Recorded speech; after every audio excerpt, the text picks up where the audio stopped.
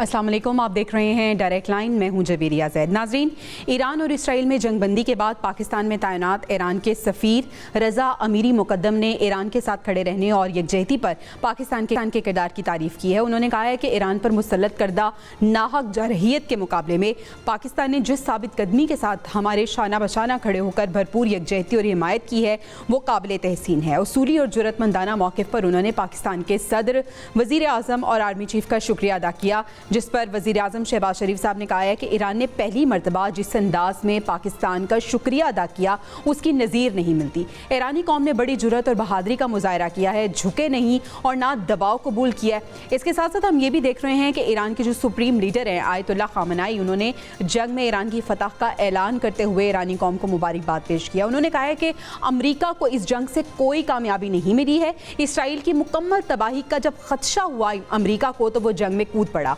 अमरीका को महसूस हो गया था कि शामिल ना हुआ तो इसराइल तबाह हो जाएगा। पैनल के सामने ये सवाल रखेंगे कि ईरान और इसराइल में जंगबंदी पर पाकिस्तान का किरदार क्या रहा और आने वाले दिनों में पाक ईरान ताल्लुकात को किस तरह से देख रहे हैं वो।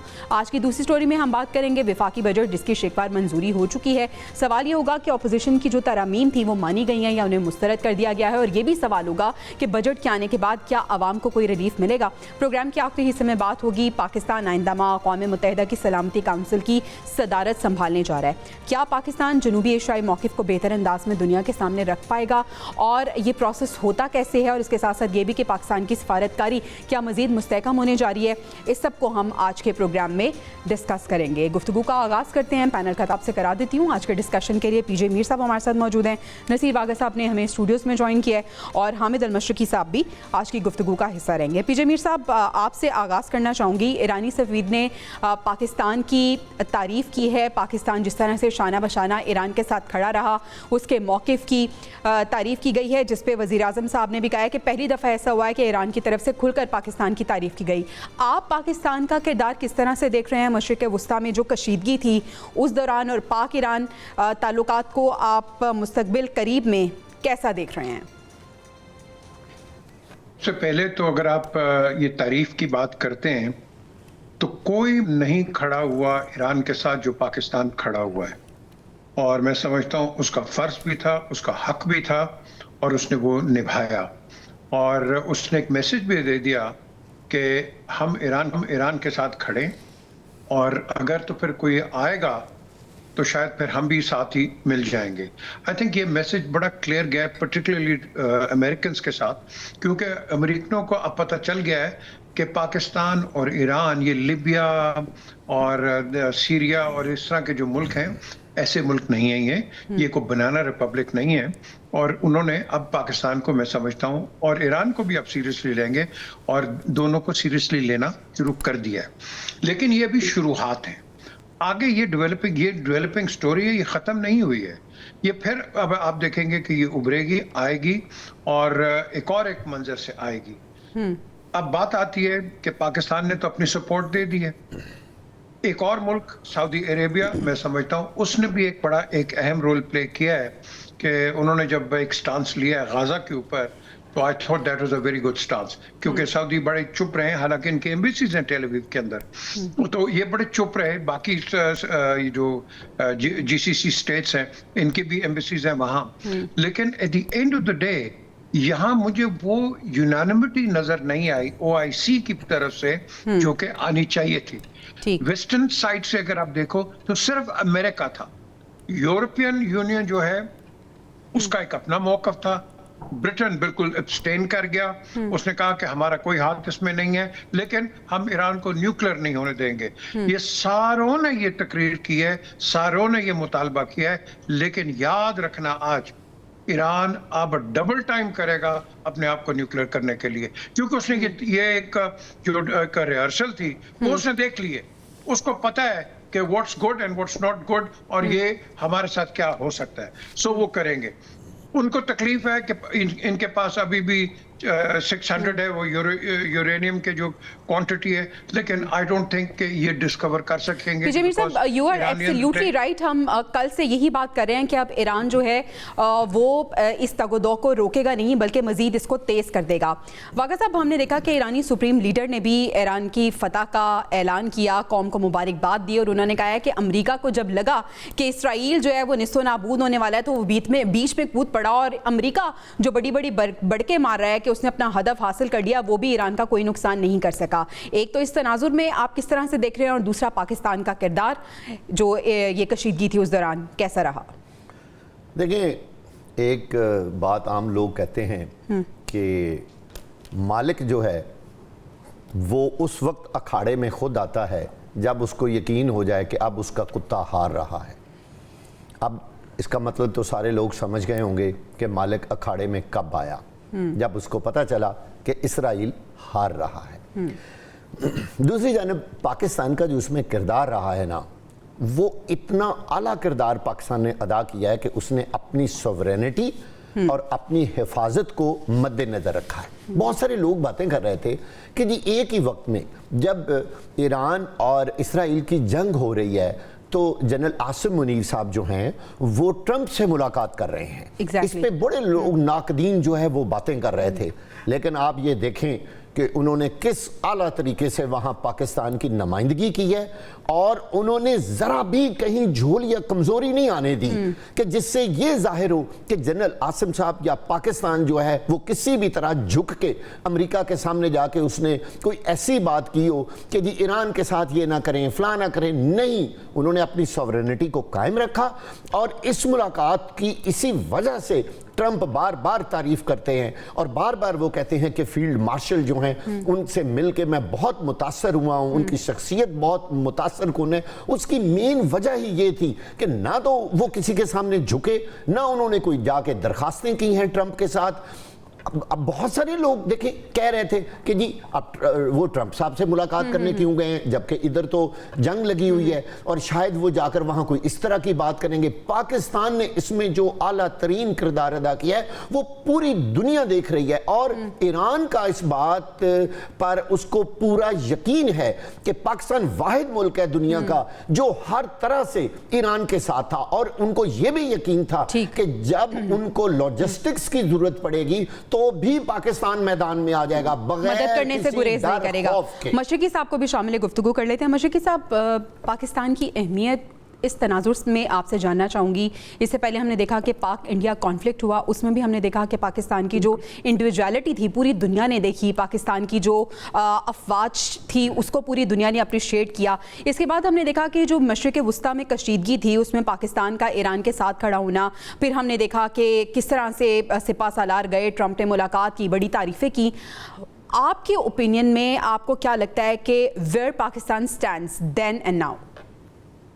देखिए, बहुत सिग्निफिकेंट पाकिस्तान की कामयाबी है। मैं ये समझता हूँ कि इसराइल, इंडिया और अमेरिका का जो गठजोड़ है उसमें अमेरिका ने अपने दो पहलवान कह लें, चौधरी कह लें, मैदान में उतारे, साउथ एशिया में और गल्फ कंट्रीज में। और पहले पाकिस्तान ने बदतरीन अंदाज में भारत को पिछाड़ा और नाको चने चबवाए, और उसके बाद इसराइल ने, मैं समझता हूँ, इंतहाई खतरनाक और बदतरीन मिसकैलकुलेशन की, और उसका भरपूर जवाब दिया गया। और उसमें ईरान को जो पाकिस्तान ने सपोर्ट की वो ना सिर्फ पाकिस्तान ने अपने हद तक सपोर्ट की, बल्कि उसमें एक अहम एलिमेंट यह है कि ये जो सऊदी अरब की या अरब ममालिक की ईरान को सपोर्ट हासिल हुई, जवेरिया, इसमें भी पाकिस्तान का बड़ा किरदार है। पाकिस्तान ने अरब ममालिक को ये रियलाइज करवाया कि आज अगर ईरान की बारी है तो कल को आपकी बारी है या हमारी बारी है, इसलिए आज ईरान के पीछे खड़े होना जरूरी है। वो सऊदी अरब जो हमेशा अमरीकी मौक़िफ़ के साथ खड़ा रहा, वो यूएई जो हमेशा एक तरह से इसराइल की साथ अब वो हैंड टू हैंड चल रहा था, अगर वो इस मौक़िफ़ पर आया कि उसने ईरान का साथ दिया इखलाकी और सफारती सतह पर, तो इसके अंदर मेरी इतलात के मुताबिक पाकिस्तान का बहुत बड़ा किरदार है। एक चीज और समझनी होगी, वो ये कि पाकिस्तान ने दुनिया को ये साबित कर दिया कि अपने से 8 गुना बड़े दुश्मन को भी अगर आपके पास ईमान की ताकत हो और अगर आप लड़ बढ़ने की ताकत हो तो आप उसको नाको चने जबवा सकते हैं। और इसीलिए ईरान को जो हौसला मिलता है, मैं बार बार कहता हूं, वो पाकिस्तान इंडिया के उस 6 मई سے 10 مئی کے مارکے کی وجہ سے ملتا ہے۔ ایک چیز اور سمجھنی ہوگی وہ یہ کہ اب ایران تمام انڈین ایسٹس، تمام انڈین پراکسیز کو جلد از جلد ایران سے نکالے گا، اور چاہ بہار کی جو بندرگاہ ہے وہ بھی مجھے نظر آ رہا ہے کہ انڈین کنٹرول سے واپس لی جائے گی، کیونکہ انہیں بھی اب دوست اور دشمن میرے خیال میں واضح طور پہ سمجھ آ گئے ہیں کہ کون ان کا دوست ہے اور کون ان کا دشمن ہے۔ پی جے میر صاحب، ان حالات کے تناظر میں اور ویسٹ کے مقابلے میں کتنی زیادہ اہمیت ہے مسلم ممالک کی یونٹی کی اور ایک بلاک بننے کی؟ دیکھیں، مسلم جو ممالک جب بات کرتے ہیں یہ سب بکے ہوئے ہیں۔ اگر یہ بکے نہ ہوتے تو آپ کے سامنے ایک بہت بڑا ایک ایگزامپل سیٹ اپ ہوتا کہ جو غزہ میں بچے ریت کھا رہے ہیں اور thousands of people have died، تو ان میں سے کوئی بولا ہے؟ کوئی نہیں بولتا۔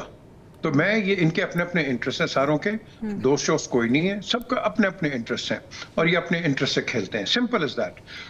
امریکہ کسی کا دوست نہیں ہے، یاد رکھنا۔ یہ ہر ملک کو اس نے استعمال کیا ہے اور اس کے بعد ڈسکارڈ کیا ہے۔ ایک تو آپ نے اگر ہلری کلنٹن کی کنگریشنل اس کی جو انکوائری تھی جب اس نے بات کی ہے، تو میں سمجھتا ہوں کہ کسی کنگریشنل ہیئرنگ کے اندر اتنی اسٹرانگ لینگویج نہیں استعمال کی گئی۔ بڑا اچھا اس نے کہا کہ ہم استعمال کرتے ہیں اس کے بعد پھینک دیتے ہیں۔ یسٹنگ میزائلز پہ بات ہو رہی تھی۔ تو امریکہ کی پالیسی یہی ہے۔ امریکہ، میں تو دیکھتا ہوں کہ امریکہ نے یہ جنگ شروع بھی کروائی، خود بھی ختم کروائی، اور یہ انڈیا اور پاکستان کا بھی یہی تھا۔ پہلے ہم انٹرسٹ نہیں لیتے، پھر اس کے بعد کہتے ہیں ہم ختم کر دیں گے، کروا دیں گے۔ یہاں انہوں نے کہا کر دی، نہ کر دی۔ تو یہ گیمز ہیں، یہ وار گیمز ہوتی ہیں، پولیٹیکل گیمز ہوتی ہیں، لیکن اس پرٹیکولر تھیٹر کے اندر جو میں سمجھتا ہوں جو کی سگنیفیکنس اکنامکلی جو ورلڈ کو تنگ کر سکتی تھی وہ ہے اسٹریٹ آف ہارمز۔ اگر تو وہ ایران بالکل بلاک کر دیتا، آپ کو پتا ہے کہ جب انہوں نے اناؤنس کیا تھا تو پیٹرول اس کی تیل کی قیمت $10 بڑھ گئی تھی، اسی دن $10 بڑھ گئی تھی، اسٹاک ایکسچینج ہل گئے تھے ویسٹرن ملک کے اندر، کیونکہ اسٹریٹ آف ہارمز 20% تو آپ کا دنیا کا تیل وہاں سے جاتا ہے۔ تو اگر یہ جو چیز تھی یہ انہوں نے، واقعہ صاحب، آپ کو نہیں لگتا کہ یہ جو حالیہ دنوں میں کچھ واقعات ہوئے ہیں، طاقت کا توازن اور دنیا کا نقشہ جو ہے وہ حیران کن تبدیلی کے ساتھ بدلا ہے، اور جو امریکہ کا ایک سپر پاور کا ایک کانسیپٹ تھا یا جو ایک ہوا انہوں نے بنایا ہوا تھا، امریکہ کا کردار بری طرح سے ایکسپوز ہوا ہے؟ وہ ڈر، وہ روب جو انہوں نے بلا وجہ کا ڈالا ہوا تھا، وہ اس میں کمی آئی ہے؟ آپ دیکھیں، اب جو ایران کرے گا، اور ہم کافی دنوں سے یہ بات کہہ رہے ہیں نا کہ ایران اب اپنے نیوکلیئر ویپنز بھی بنائے گا، اپنے تجربات بھی کرے گا۔ اس کی وجہ یہ ہے کہ ایران نے یہ سوچا ہے کہ جو کچھ اس کے ساتھ ہونا تھا نا، میکسیمم یہی ہو سکتا تھا نا، وہ ہو گیا۔ اب وہ جو ایک ڈر اور خوف تھا نا امریکہ کا اور اسرائیل کا کہ پتہ نہیں کیا ہو جائے گا، وہ ڈر اور خوف ہو گیا ختم۔ جب یہ ڈر ختم ہوتا ہے نا تو پھر دوسری پارٹی جو ہے نا وہ شیروں کی طرح کام کرتی ہے۔ یہاں سب سے زیادہ جو افسوس کی بات ہے وہ یہ ہے، اب بھی جیسے پی جے میر صاحب بات کر رہے تھے غزہ کے بارے، مسلم ممالک کا دباؤ امریکہ پر اور اسرائیل پر اتنا مایوس کن ہے کہ اگر یہ تمام ممالک مل کے پراپر صحیح طریقے سے زوردار دباؤ ڈالتے تو شاید غزہ کے بچے اور بے گناہ لوگ جو ہیں وہ موت کے منہ میں نہ جاتے۔ آج کی تاریخ میں بھی یہی ہو رہا ہے۔ تو کیا کیا ہے مسلم دنیا میں؟ OIC، اس طرح کی بہت ساری آرگنائزیشن کیا کیا کرتی پھرتی ہیں، لیکن رزلٹ زیرو ہے۔ دیکھیں، بات تو رزلٹ کی ہوتی ہے جب تک ہم اکٹھے نہیں ہوں گے۔ آپ نے دیکھا کہ ایران کے ساتھ پاکستان کھڑا تھا، ہم یہ بھی بات کر رہے ہیں کہ پاکستان کو بھی آزمایا گیا کہ کتنے پانی میں ہے۔ جب ان کو پتا چلا کہ پاکستان تو کسی صورت کنٹرول میں نہیں آئے گا تو تب بھی واقع صاحب، لیکن if not now then when؟ اگر ابھی بھی اکٹھے نہیں ہونا تو پھر کب ہونا ہے؟ اٹس ٹو لیٹ، یہ بہت دیر ہوتی جا رہی ہے۔ اور میرا خیال ہے جس طرح انہوں نے ایران کو آزما لیا ہے، اب تمام مسلم ممالک کو اکٹھے ہو کے، میں بار بار کہوں گا جیسے انہوں نے پاکستان کو آزمایا ہے اور ان کو پتہ چل گیا کہ نہیں، یہاں کام بہت خراب ہے اور جو ہم سوچ رہے ہیں وہ نہیں ہے، منہ توڑ جواب ملا ہے، جس کی میں یہاں یہ کہنا چاہتا ہوں کہ کیوں فیلڈ مارشل کو بلا کر ٹرمپ نے اتنا ٹائم دیا, اتنی عزت دی. جو لوگ مضبوط ہوتے ہیں نا, جو طاقتور ہوتے ہیں, جو غیرت مند ہوتے ہیں, انہی کو ہی بلا کر پھر صدر جو ہے امریکہ کا وہ ملتا ہے اور اس کو عزت دیتا ہے, ورنہ شاید دنیا میں ایسا نہیں ہوتا. بالکل ایسے. مشرقی صاحب, جو ایرانی سپریم لیڈر ہیں آیت اللہ خامنائی, انہوں نے باقاعدہ طور پہ ایران کی فتح کا اعلان کیا. انہوں نے کہا کہ امریکہ کو جب پتہ چل گیا تھا کہ اسرائیل جو ہے وہ پٹ رہا ہے, اور امریکہ نے اس چیز کا اعتراف بھی کیا کہ جنگ کے آخری دنوں میں بڑی مار کھائی ہے اسرائیل نے, تو تب امریکہ بیچ میں داخل ہو گیا. لیکن امریکہ نے بھی جو اپنا ہدف ہے یا مقصد ہے وہ پورا نہیں کیا. اس کے ساتھ ساتھ وہ کہہ رہے ہیں کہ جو سویلین جوہری تنصیبات پہ تباہی مچائی ہے, امریکہ سے اس کا ہرجانہ بھی لیا جائے گا.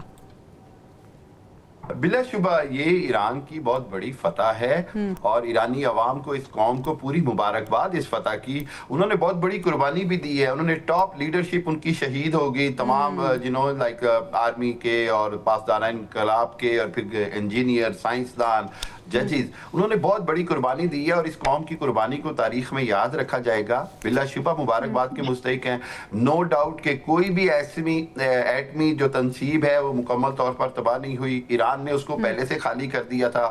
400 کلو کے قریب جو ہے ایران کے پاس جو یورینیم ہے وہ 60% انریچڈ ہے, پوری کنٹرولڈ ہے. سو میرا خیال یہ ہے کہ ایران امریکہ سے جو ہرجانے کی بات تو بہت مشکل لگتی ہے, لیکن سبق جو سکھا دیا گیا ہے اسرائیل کو, امریکہ کو اور ویسٹرن ورلڈ کو, جو کہ خاموشی سے نظارہ بھی دیکھ رہے تھے, وہ بہت اہم ہے. اور ایک اور چیز سامنے آئی وہ یہ کہ چائنا اور رشیا جو ہیں, ان کی مدد کے بغیر, ان کی اخلاقی اور سفارتی مدد تو ان کو حاصل تھی ایران کو, لیکن عملی مدد کی ضرورت نہیں پڑی, اور اس کے بغیر ہی ایران نے اسرائیل کو جو ہے وہ ناکو چنے چبوا دیے اور اتنی ذلت آمیز شکست دی. میرا خیال یہ کہ خود اسرائیل کے اندر, میں بڑی بار بار یہ بات کر رہا ہوں کہ مجھے یقین ہے کہ اب نیتن یاہو کے خلاف ایک موومنٹ چلے گی. نیتن یاہو آلریڈی کرمنل ہے, اور مجھے یقین ہے کہ نیتن یاہو کی اب حکومت جو ہے وہ 2 سے 3 ماہ سے بھی عرصہ زیادہ نہیں نکال سکے گی. شاید وہ رجیم چینج جس کا وہ ناعرہ لگا رہے ہیں خود ہی اس سے متاثر ہو جائے. مشرقی صاحب, ایک شارٹ آنسر آپ سے لینا چاہوں گی کہ ٹرمپ اب یہ کہہ رہے ہیں کہ اب جو روس اور یوکرین تنازع ہے اس کو بھی میں ثالثی بن کے اس کو بھی حل کراؤں گا. آپ کو لگتا ہے کیسا ہوگا؟ دیکھیے, روس اور یوکرائن تنازع جو ہے نا, وہ جو ٹرمپ اب جس انداز میں حل کرانا چاہتے ہیں بالکل کرا سکتے ہیں. وہ سادہ سا ہے کہ وہ جو چند ایک علاقے جو یوکرائن کے روس نے فتح کر لیے ہیں, اگر روس کو دے دیے جائیں گے تو یہ روس اور یوکرائن جنگ بند ہو جائے گی, اور اسی کے اوپر وہ زیلنسکی کو منا لیں گے. سو بنیادی طور پر یہ روس کی فتح ہوگی, اور ٹرمپ نے یہ آرٹ سیکھ لیا ہے کہ جس کو وہ راضی نامہ کہتے ہیں اس کے اندر ان کے اپنے فریق کی شکست چھپی ہوتی ہے. سو اس انداز سے وہ راضی نامہ کروا. امید کرتے ہیں کہ نظر کرم وہ غزہ پہ بھی کریں, اگر وہ سمجھتے ہیں کہ وہ تنازعات کو حل کراتے ہیں, غزہ کے تنازع کو حل کرائیں. تو ہمیں بریک پہ جانے ہیں. ناظرین, بریک سے واپس آئیں گے تو ہم بات کریں گے بجٹ کے حوالے سے. Stay with us. Welcome back ناظرین. قومی اسمبلی میں وفاقی بجٹ برائے مالی سال 2025-26 کی شکوار منظوری ہو گئی ہے. یہ بتایا جا رہا ہے کہ جو اپوزیشن کی تمام رکاوٹیں ڈالنے کی کوشش تھی وہ ناکام کر دی گئی ہیں, اور اپوزیشن کی تمام ترامیم بھی مسترد کر دی گئی ہیں. پی جے میر صاحب, اس بجٹ کو جو کہ اب باقاعدہ طور پہ منظور ہو چکا ہے, آپ کس طرح سے دیکھ رہے ہیں؟ کیا کسی صورت عوام کو کوئی ریلیف ملتا ہوا آپ کو نظر آ رہا ہے؟ دیکھیں, کوئی بھی بجٹ ہو, ہر بجٹ پہ آپ یہی کہتے ہیں کہ عوام کو ریلیف نہیں ملتا, ہمیشہ عوام کو تکلیف ملتی ہے. اور یہ تکلیف کیوں ملتی ہے؟ کیونکہ آپ کی جو پالیسیز ہیں, آج گورنمنٹ نہیں, اوور آل جو بھی گورنمنٹس آئی ہیں, وہ گورنمنٹس اتنی اوور سپینڈنگ کر جاتی ہیں کہ جب اوور سپینڈنگ آپ کرتے ہیں, اور ہمارا جو ملک ہے جو کہ مقروض رہتا ہے اس کے IMF کے پروگرامز کے اندر, وہ انٹرسٹ ہی دیتا رہتا ہے, اور عوام جو ہے اس کو کوئی بینیفٹ نہیں ملتا, بیکاز جو بھی کرتا ہے اس کو اتنا انڈائریکٹ ٹیکس ٹھوک جاتا ہے کہ گورنمنٹ نے کہیں نہ کہیں سے تو اس کو ریکور کرنا ہے. ادروائز آپ کے پاس کوئی چوائس نہیں ہے ادر دین بینکرپسی. سو بیسکلی یہ ہمارا ایک المیہ ہے, اور اس المیہ کو آپ ٹھیک کر سکتے ہو. آپ ٹیکس کٹ کرو, آپ اتنا نہ کرو کہ آپ اتنے اونچے اور ہائی ٹیکس لگا دو کہ جس کے اندر جو آپ نے سوال کیا ہے کہ عوام جو ہے وہ پس جاتی ہے. دیکھو, عوام کو ہم کہتے ہیں ہم سوشل ویلفیئر اسٹیٹ, ہم سوشل ویلفیئر اسٹیٹ تھیوری کے اندر ہیں, لیکن ہم چیریٹی پہ چلتے ہیں.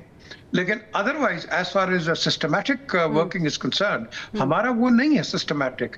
ہم چلتے ہیں, اور آپ کا تمام جو بھی گورنمنٹ آتی ہے وہ کیا کرتی ہے, آپ کی پالیسیز اس طرح ہوتی ہیں کہ وہ इलेक्टोरल फ्रेंडली पॉलिसीज होती हैं।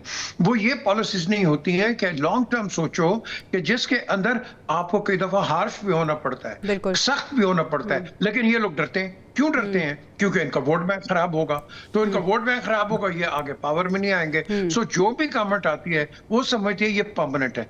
परमानेंट कोई भी नहीं होता, मुल्क परमानेंट होता है। अगर ये सोच आपके आ जाए तो आपका जो बुनियादी सवाल है कि लोगों को रिलीफ नहीं ना मिल सिर्फ रहा, लोगों को फिर आप रिलीफ लोगों मिले को बल्कि relief बहुत सी मिलेगी। चीज़ें आसान भी हो जाए और मुल्क में भी काफ़ी बेहतरी है। वाक़ई साहब, टू बी स्पेसिफिक आपसे मैं ये पूछना चाहूँगी कि स्मगलिंग को रोकने के लिए कस्टम एक्ट में तरमीम की गई हैं, क्या नताइज इसके हासिल होंगे? कर लें जितनी मर्जी तरामीम, कोई फ़ायदा नहीं होगा जब तक FBI और कस्टम्स के अफसरान का सॉफ्टवेयर तब्दील नहीं होना, कुछ नहीं हो सकता। पहले भी कौन से कोई इतने नरम कवानीन हैं, कवानीन तो पहले भी बहुत सख्त हैं। ये कवानीन पास करके आप क्या हासिल कर लेंगे जब आपका FBI और आपकी पोर्ट्स पे जो कस्टम्स का करप्ट निज़ाम है, जब तक उसमें तब्दीली नहीं आएगी तो आप क्या कर लेंगे? आप ऐसा सिस्टम बनाएं जिसमें इंसानी जो एक इंटरफेरेंस है वो कम अज़ कम हो, यानी पूरा कंप्यूटराइज निज़ाम बनाएं, लेकिन नहीं बनाएंगे। उसकी वजह यह है खरबों डॉलर और खरबों रुपए की जो करप्शन है FBI में, उसको तो कभी किसी ने नहीं पकड़ा। अभी कह रहे हैं जी सेल्स टैक्स में स्मगल करने वालों की शामत आ जाएगी। और भाई पहले FBI में करप्शन करने वालों की तो आप शामत लेके आए, आप क्या कर लेंगे? स्मगलिंग कैसे रोक लेंगे? देखिए बड़ा सीधा सा असूल है, जब आप ज्यादा टैक्स लगाएंगे तो लोग करप्शन की तरफ आ जाएंगे, यानी वो थोड़े पैसे दे के FBI के अफसरान को अपने कंटेनर, अपना माल क्लियर करवा लेंगे। जब आप टैक्स रीजनेबल रखेंगे, मैं ऐसे बहुत सारे इंपोर्टर्स को मिला हूं, जानता हूं, जो कहते हैं कि अगर हुकूमत रीजनेबल टैक्स रखे तो हमें कस्टम्स या इधर उधर देने की क्या जरूरत है, हम वो सरकारी खजाने में जमा कराएंगे। लेकिन लोग चोर दरवाजे कब ढूंढते हैं? जब अब नॉर्मल टैक्स होता है जो लोग दे नहीं सकते, और उसकी वजह से चीजों की कीमतें बढ़ जाती हैं, और कीमतें बढ़ती हैं तो लोगों का जो कारोबारी ठीक है, लोगों की आपका सेल पॉइंट आ कम गया। हो जाती मशूकी साहब, आपको नहीं लगता कि बहुत से ऐसे सेक्टर्स हैं बजट में जो कि हम देख रहे हैं जिसमें हुकूमत ने अपनी मनमानियां की हैं, लेकिन IMF के कंधों पे बंदूक रख के चलाई जा रही है कि उनके दबाव की वजह से हमने ऐसा किया है, दर हकीकत पसे पर्दा स्टोरी कुछ और है? बिल्कुल ऐसे। देखिए IMF के कंधे पे जो बंदूक रखती हैं, अब तो ये मैं मानता ही नहीं हूँ। IMF तो नहीं कहती ना जी कि कौमी असम्बली का आप जो खर्चों का लल्ले तलल्लों का बजट है वो डबल कर दें। IMF तो नहीं कहती कि 2.5 लाख तनख्वाह को आप स्पीकर की और उनकी 21 लाख कर दें। IMF तो नहीं कहती है कि आप प्राइम मिनिस्टर हाउस की तज़य्युन के लिए इतना करोड़ों रख दें। IMF तो नहीं कहती कि प्राइम मिनिस्टर शहबाज शरीफ अपना जो इस्तेहकाक है वो 22 करोड़ तक ले जाएं। सो ये मैं IMF को तो और पाया। और जब आ जाती है पेंशन ना बढ़ाने की बात, जब आ जाती है तरक्याती बजट में 1800 अरब रुपए की कटौती की गई है बलूचिस्तान, सिंध और KPK के बजट से, जबकि पंजाब के बजट से बहुत माइनर सी कटौती की गई, जिसके नतीजे में फिर वही बात के वफाक की तरफ से नाइंसाफी हो गई छोटे सूबों के साथ। पीपल्स पार्टी के ना तहफ़्फ़ुज़ात दूर किए गए, ना पीपल्स पार्टी की किसी तरमीम को माना गया। मैं ये समझता हूँ कि हुकूमत ने जिस अंदाज में ये बजट मंजूर करवाया है, आगे चल के इसका नुकसान होगा। पीपल्स पार्टी के लिए बड़ा मुश्किल होता जा रहा है कि इनके साथ चलना, और उसकी सबसे बड़ी वजह यही है कि हुकूमत का और पीपल्स पार्टी का बहुत बड़ा शिकवा है कि उनसे किसी तरह की मुशावरत नहीं की जाती, उनकी कोई तजावीज़ नहीं मानी जाती। और जिस अंदाज में तरक्याती बजट में कटौती, FBR की सिंध के अंदर और कराची में जिस तरह पावर्स बढ़ा दी गई हैं, ये तमाम तहफ़्फ़ुज़ात हैं जो मैं समझता हूँ छोटे सूबों के लिए एक साइड पे बड़े पीपल्स पार्टी मुश्किल ये कह रही है, बिलावल भुट्टो सपोर्ट करते हुए भी नजर आ रहे हैं। ये ड्यूल पॉलिसी पीपल्स पार्टी हमेशा से अपनाए हुए होती है।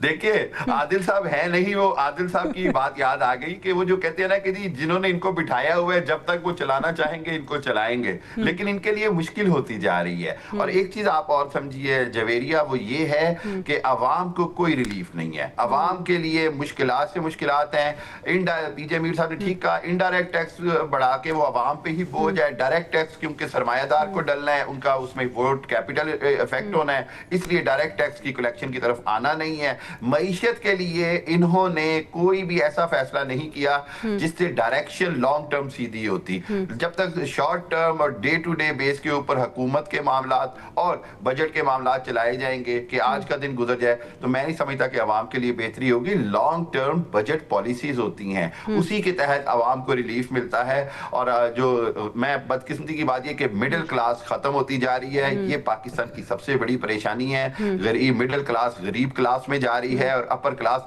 Elite class. ठीक है, बिल्कुल बिल्कुल आप सही कह रहे हैं। पीछे मीर साहब, ऐसा क्यों दिखाई देता है हमें कि अगर हम हुकूमती ओहदेदारों की बात करें तो वो मईशत के हवाले से बहुत पॉजिटिव इमेज पेश करते हैं और किताबों में और कॉपीज़ में जो इशारियाँ हैं वो बड़े मुस्बत दिखाए जाते हैं कि मईशत बड़ी दुरुस्त समत की जानिब गामजन है, बड़ी तरक्की हो रही है। अगर ऐसा है तो ऑन ग्राउंड रियलिटी डिफरेंट क्यों है? उसके समरात हमें नज़र क्यों नहीं आ रहे? डिफरेंट अगर हम सेक्टर्स की बात करें, अगर हम बात करें तवानाई के सेक्टर की, अगर हम बात करें इंडस्ट्रीज़ को लेके, अगर हम बात करें फार्मर्स को लेके, कोई सेक्टर तो ऐसा नहीं है जहाँ पे हमें कोई पॉजिटिव चीज़ नज़र आ रही हो। देखिए, हमारी जो प्रॉब्लम है, और ये आज की गवर्नमेंट नहीं, जो भी गवर्नमेंट आती है, और ये पाकिस्तान नहीं पूरी दुनिया के अंदर, वो एक बड़ी रोजी पिक्चर दिखाती है, लेकिन हकायक कुछ और होते हैं। आज प्रॉब्लम ये है कि जो हम पाकिस्तान स्पेसिफिक में हम जो मार खाते हैं, यहाँ रेड टेप बहुत है, और रेड टेप की वजह से जो भी हुकूमत होती है, गवर्नमेंट, वो बहुत मार खाती है, और उसके साथ साथ अवाम भी मार खाती है, क्योंकि यहाँ इतनी रेड टेपिज्म है कि आपके काम नहीं होते। आपको 3 टेलीफोन कॉल्स, 2 चिटें और 5 सिफारिशें ना हो तो आपके काम नहीं होते। फिर हम बात करते हैं गुड गवर्नेंस की। ये बैड गवर्नेंस की वजह से हम मार खाते हैं, नथिंग एल्स, बैड गवर्नेंस। बाहर के मुल्कों में देखो, किसी को कोई परवाह नहीं है कौन क्वीन है, कौन किंग है, कौन प्रेसिडेंट है, कौन प्राइम मिनिस्टर है। आपके बेसिक काम बेसिकली नीचे से हो जाते हैं। यहाँ जब तक आप नंबर 1 के पास ना जाओ, वजीर आजम या चीफ मिनिस्टर हो या गवर्नर हो या इनके पास ना जाओ, आपके काम ही नहीं होते। क्यों? Because there is a malfunction of a system.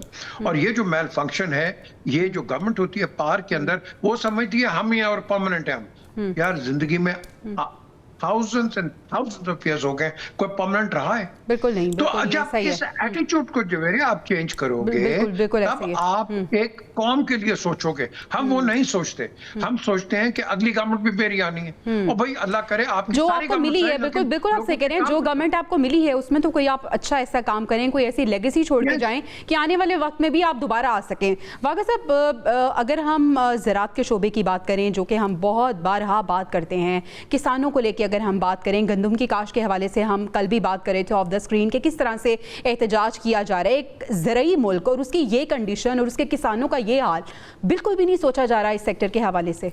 देखें, एक बात मैं आपको बताऊं कि किसान तो मुकम्मल तौर पे तबाह बर्बाद हो गए हैं। आप किसी से पूछ लें, इस वक्त जो लोग इस सिस्टम को जानते हैं, एग्रीकल्चर के बारे जिनकी मालूमात हैं, वो सब लोग इस बात पे यकीन कर चुके हैं कि दम खम ख़त्म हो गया है, ये एग्रीकल्चर मुल्क है। मैं आपके इस प्रोग्राम की वसातत से, अपने ही इस प्रोग्राम के हवाले से आपको बताऊं कि जो नोटिफिकेशन हुआ है एग्रीकल्चर के लोगों पर टैक्स का, वो वही टैक्स है जो आम लोग अपनी कमाई से दे रहे हैं। यानी बजाय कि आप उनको कोई थोड़ा सा रिलीफ देते, वही सेम टैक्स अब जुलाई से आम किसान को भी देना पड़ेगा। आप मुझे बताइए कि खाद की कीमत तो कम नहीं हुई, मालिया तो पहले से 4 गुना बढ़ गया है, और बीज की कीमत कम नहीं हुई, इसके अलावा स्प्रे की कीमत नहीं कम हुई, दवाइयों की कीमत कम नहीं हुई। तो मुझे बताइए किसान कैसे उगाएगा?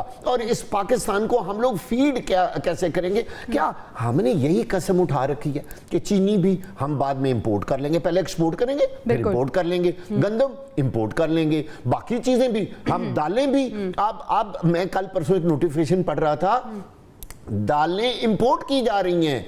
पूरे पंजाब के बारे तो मैं आपको बता रहा हूं, उन्होंने हुकूमत पंजाब को लिखा है कि इतनी कम हमारे पास उसका जखीरा हो गया कि अब हमें वो भी इंपोर्ट करनी पड़ेगी। यानी एक सूबा ऐसा जिसका मैक्सिमम हिस्सा एग्रीकल्चर में है, इन्वॉल्व है, और किसान जो है यहाँ काम कर रहे हैं, तो उनके पास तो कुछ भी नहीं है। आप उनकी हालत जाके देखें एक आम किसान की कि वो कैसे जिंदगी। बिल्कुल ऐसी है। मशरकी साहब, क्या ऐसी वजूहात हैं कि वो मसनूआत या वो वो चीज़ें जो हम पहले एक्सपोर्ट कर रहे थे अब उनको भी हम इंपोर्ट करना शुरू हो गए हैं। एक्सपोर्ट सेक्टर को बढ़ाना कितना ज़रूरी है और क्यों नहीं गवर्नमेंट इस सेक्टर को देख रही?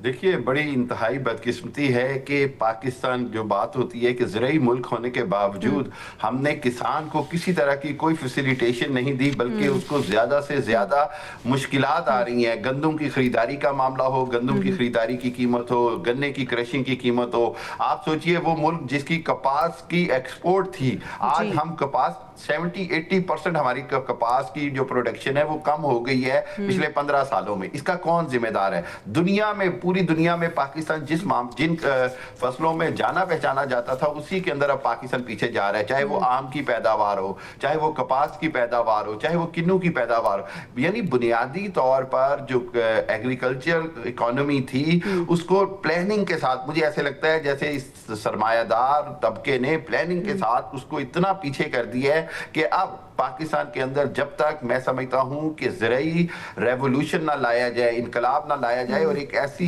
जिसको कहते हैं जंगी बुनियादों के ऊपर किसानों को दोबारा से गवर्नमेंट सपोर्ट करे, अदरवाइज यकीन कीजिए कि ये बहुत परेशान कुन होगा। मैं नेशनल डिफेंस यूनिवर्सिटी के एक प्रोजेक्ट को देख रहा था। मशूकी साहब, आपने बिल्कुल दुरुस्त कहा। मैं ब्रेक पे जाने के पाकिस्तान में जंगी बुनियादों पर ज़राई इनकलाब की ज़रूरत है। नाज़रीन, हमें ब्रेक पे जाना है। ब्रेक से वापस आएंगे तो बात करेंगे पाकिस्तान अक़वाम मुत्तहिदा की सलामती काउंसिल की सदारत संभालने जा रहा है अगले महीने से।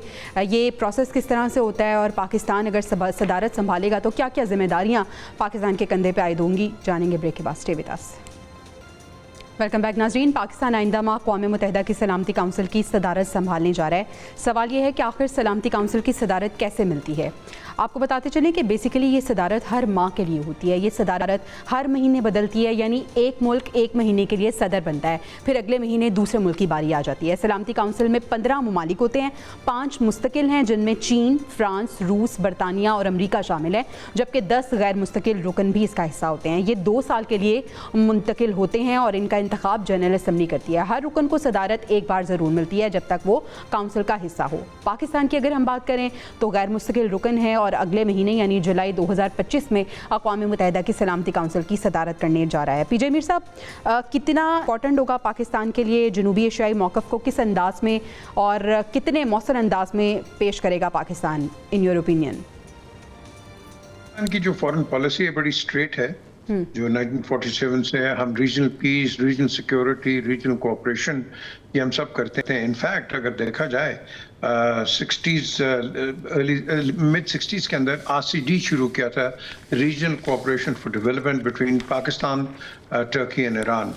तो रीजनल कोऑपरेशन हमारा एक बेसिक हमेशा एक स्टैंड रहा है और यही चीज़ जब हम प्रेसिडेंट होंगे 1 महीने के लिए, I think international diplomacy, sanctions पे बात हो सकती है और जो दीगर और जो मसले मसाइल हैं उस पर बात होगी। And that will be what Pakistan से कोई आउट ऑफ द बॉक्स चीज़ नहीं होगी, बिकॉज आपके जो डेवलपमेंट है, इंटरनेशनल डेवलपमेंट्स इतनी तेज हो गई हैं in the light of the आप कह लो कि political conflicts and you know ये जो हमने वॉर्स देखी हैं, आई थिंक उसके ऊपर Pakistan will be pretty firm on it कि रीजनल पीस के ऊपर ज़्यादा बात हो। बिकॉज हम तो 1947 से कर रहे हैं, हम 30 सितंबर 1947 में यूनाइटेड नेशंस के मेंबर बने थे, 1 महीना बाद इंडिपेंडेंस के। लेकिन आज देखो हम सफर कर रहे हैं सबसे ज्यादा, particularly in the light of the Kashmir issue end of course आगे भी अभी एक वाटर इशू आने वाला है आपके पास। तो ये जो चीजें हैं, I am sure Pakistan will be discussing that and इसको फोरमोस्ट इंपॉर्टेंस पे रखेगा।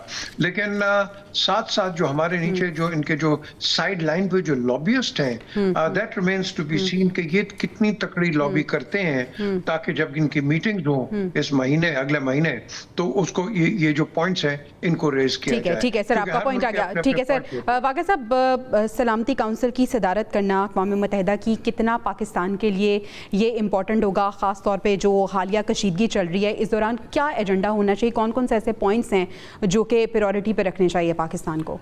देखिए, पाकिस्तान के लिए ये एक बहुत अच्छा मौका है कि सलामती कौंसिल की सरबराही लेकर वो इस खित्ते के बारे ख़ास तौर पर और पूरी दुनिया में मुस्लिम कम्युनिटी का बोलबाला करे। और इस वक्त जो मसाइल हैं मुस्लिम दुनिया को, ख़ास तौर पर मैं बात करना चाहूँगा کہ غزہ کے بارے، کشمیر کے بارے، بھارت کے ساتھ جو اس کے پانی کے مسائل ہیں، اس طرح کے جو ایشوز ہیں جن کی وجہ سے اس خطے میں بہت سارے مسائل پیش آ سکتے ہیں اور آ رہے ہیں، ظاہر ہے ان مسائل کا حل، ان کی پراپر ڈسکشن، ان کو ہائی لائٹ کرنا، دنیا کے سامنے ان کو پیش کرنا، یہ بڑی امپورٹنٹ چیزیں ہیں جو پاکستان اس وقت کر سکتا ہے، اور اس موقع سے پاکستان کو بھرپور فائدہ اٹھانا چاہیے، اپنا موقف، اپنے ایشوز اور دوسرے مسلم ممالک کے بھی جو ایشوز ہیں وہ پوری دنیا کے سامنے پیش کرنے چاہیے۔ ظاہر ہے یہ ایک بہت بڑی کونسل ہے، ایک بہت بڑا پلیٹ فارم ہے جہاں ساری دنیا کے مندوبین اور جو لوگ ہیں وہ وہاں شریک ہوتے ہیں اور اپنے اپنے ایشوز پر بات کرتے ہیں۔ میرا خیال ہے کہ پاکستان اس سے پورا بھرپور فائدہ اٹھائے گا اور اپنا موقف اور اپنے مسلم ممالک کا جو موقف ہے وہ دنیا کے سامنے پیش کرے گا، اور یہی میرا خیال ہے اس کا زیادہ ٹھیک ہے، یعنی یہ غلط کہنا نہیں ہوگا کہ ایک اہم موقع پہ ایک اہم فورم پاکستان کو ملا ہے جس کی وہ صدارت کرنے جا رہے ہیں۔ مشوقی صاحب، صدارت سنبھالنے سے جو سفارت کاری ہے جس میں ہم دیکھ رہے ہیں کہ بہت امپرومنٹ ہوئی ہے، آپ کو لگتا ہے کہ مزید اسٹرانگ ہوگی، مزید مستحکم ہوگی وہ؟ دیکھیے پچھلے سال جب جنرل اسمبلی کا اجلاس تھا تو پرائم منسٹر شہباز شریف تھے وہاں، پرائم منسٹر کیئر سٹارمر تھے، نیتن یاہو تھے اور بہت سارے تھے، اور میں خود بھی وہاں پر جنرل اسمبلی میں تھا۔ یونائٹڈ نیشن کے اندر یہ جو سلامتی کونسل کی صدارت ہے یہ پاکستان کے لیے ایک بہت اچھا موقع ہے، لیکن ایک بات ذہن میں رکھیے کہ اس میں سارا کردار اسی طرح رہتا ہے جو ویٹو پاورز ہوتی ہیں ان کا ہی کردار ہوتا ہے کسی بھی طرح کی کوئی بڑی ریولیوشنری چینج لانے کے لیے۔ پاکستان کو سب سے امپورٹنٹ تو یہ ہے کہ سنتاس معاہدے کے حوالے سے بات کی جائے۔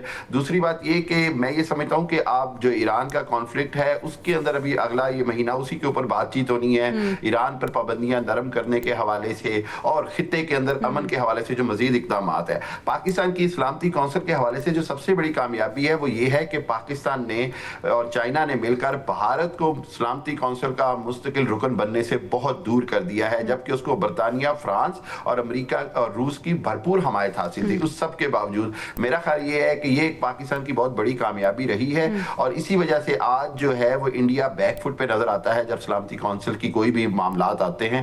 پاکستان کی پوزیشن بہت مضبوط ہے اور آگے دیکھنا ہوگا کہ پاکستان سفارتی طور پر اس کا کتنا فائدہ اٹھاتا ہے۔ ٹھیک ہے، یعنی پاکستان کی پوزیشن اس وقت بہت مضبوط ہے، ایک اہم فورم جس کی صدارت کا موقع پاکستان کو ملنے والا ہے، اور ہم امید کریں گے کہ جنوبی ایشیائی موقف کو بہتر انداز میں پاکستان دنیا کے سامنے رکھے گا۔